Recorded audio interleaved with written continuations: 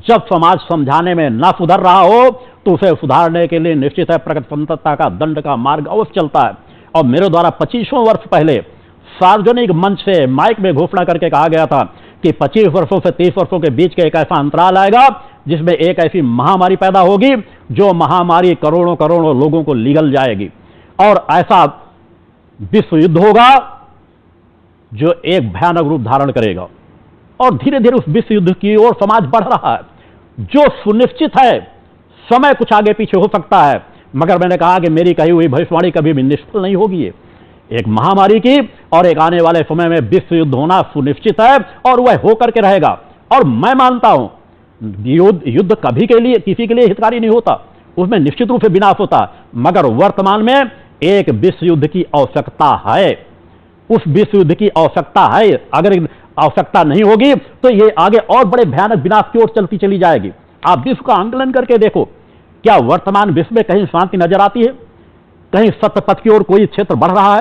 कोई देश अपनी पूरी सामर्थ्य को उधर लगाने का प्रयास कर रहा है? सब विनाशकारी हथियार की होड़ जो लगी हुई है, इनका अंत क्या होगा? हर काल में हुआ है।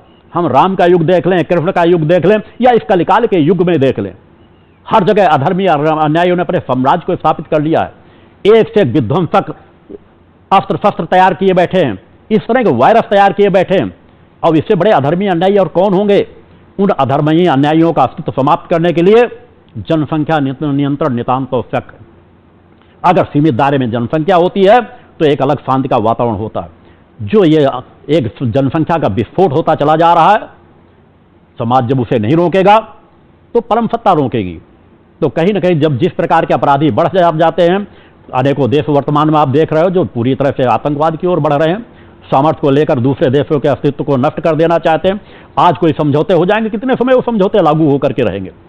जो उनकी मानसिकता है वो मानसिकता शांत की नहीं हो सकती। अब पाकिस्तान से आप हजारों समझौते कर लो, वह कभी किसी समझौते को नहीं मानेगा।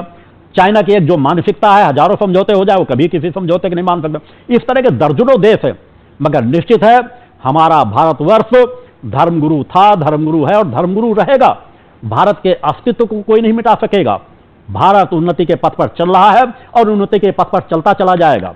निश्चित है कुछ न कुछ क्षतियां सभी जगह होती हैं, मगर उन कुछ क्षतियों से कई गुना ज्यादा उभर करके भारत आगे खड़ा हो जाएगा। अतः किसी के अंदर भय की अंश मात्र भी वो नहीं होनी चाहिए कि ऐसा हो जाएगा तो क्या होगा, इसी भाई विश्व युद्ध हो जाएगा तो क्या हो जाएगा। जो होना होगा उस पर का सत्ता के हाथ छोड़ दूं। हर काल में तुम्हें क्या करना है वह तुम करो। तुम सदाचारी जीवन जियो, आत्म कल्याणकारी जन कल्याणकारी आपका जीवन होना चाहिए। और वर्तमान में कोरोना महामारी से मैंने कहा इसे सहज महामारी के रूप में मत लेना। यह भयानक स्वरूप दिखा चुकी है, दिखा रही है, और आगे भी कुछ समय तक जब तक इसका सही इलाज टीका के रूप में नहीं आएगा तब तक ये कुछ न कुछ प्रभाव अपना अलग अलग क्षेत्रों में दिखाती जाएगी और करोड़ों करोड़ों लोगों को अपने आगोश में अवश्य ले लेगी, ले रही है।